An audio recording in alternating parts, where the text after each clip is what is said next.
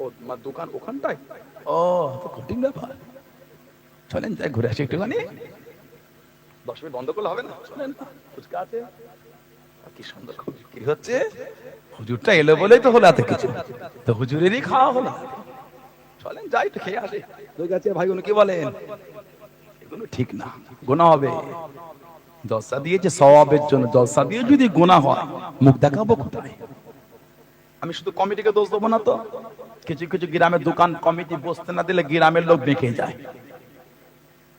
কথা বলেন না কেন? কিছু কিছু গ্রামের লোক আছে কমিটির উপর বেঁকে যায়। দোকান মেহমানরা এসে ঘরে খেয়ে ঘরে বসে থাকবে, দোকান দিলে একটু ঘর থেকে গিয়ে ঘুরে ফেরা করলে অন্য মেহমানরা ফের বসবে। গুনাহ কিন্তু 3 জনের নামায় আমল লেখা হবে, কমিটির নামায় আমলও হবে, গ্রামের লোকেরও হবে, আর এই হুজুর গুণও বাদ যাবে না। এই হুজুর গুণও বাদ যাবে না। এখন জলসার মাহফিলে নাগুদ্দুন্না বসছে, আবার সে জাম্পিং বসেছে। ঠিক বলছে না ভুল বলছে? নাউজুবিল্লাহ বল, হাসি লাগছে। জলসা গুনাহ জলসার জায়গায় রাখছে না, অন্যদিকে রূপান্তরিত হয়ে যাচ্ছে। জলসা যদি পুতুল বিক্রি হয়, এর থেকে লজ্জা আমাদের জীবন আর কিছু নাই। বলে কমিটিটা শক্ত হতে হবে, গ্রামের লোককে কমিটির সাথ দিতে হবে। কমিটিতে আশা অনেক কিছু হয়, কিন্তু গ্রামের কিছু লোক বেঁকে যায়। হয়তো দোকান দেবেন কি মনে করেছে, আবার কিছু কিছু গ্রামে তো কমিটি বলে হুজুর ওই লোক বলেছে আমার ঘরের সামনে দোকান দেবো, কি আটকাবি আটকা। এগুলো উচিত না। আপনি খারাপ জিনিসের সহযোগিতা করলেন, দোকান হোক দুটো, খাবারের দোকান হোক, হোক না, ঘুগনি বসুক না, বাচ্চা কোন খাবে না, ওদের শখ নাই। ধীরে গুলো হচ্ছে কেন, মেয়ে গুলো হচ্ছে কেন? বড় বড় মেয়ে দেরি হয়ে গেলে লজ্জা লাগে না, শরম লাগে না? শরম, মাথায় কাপড় নেই, ওড়না নেই, বোরকা নেই, পর্দা নেই, অসভ্য হয়ে ঘোরো। এটা মেলা পেয়েছো?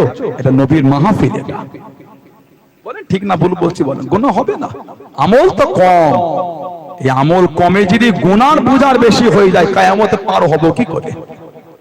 জাহান্নামে যেতে গেলে এত গুনাহ লাগবে না, একটা সগীর একটা ছোট গুনাহ যথেষ্ট। বলুন নাউজুবিল্লাহ।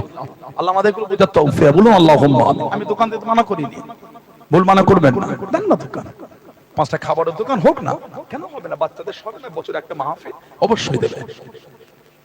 পুতুলের দোকান যদি জলসায় হয়, কমিটি বলে দেন এই সরিয়ে দেন। আপনি গরিব মানুষ, মায়া লাগে, এটা আনলেন কেন? খাবার আনতে পারতেন।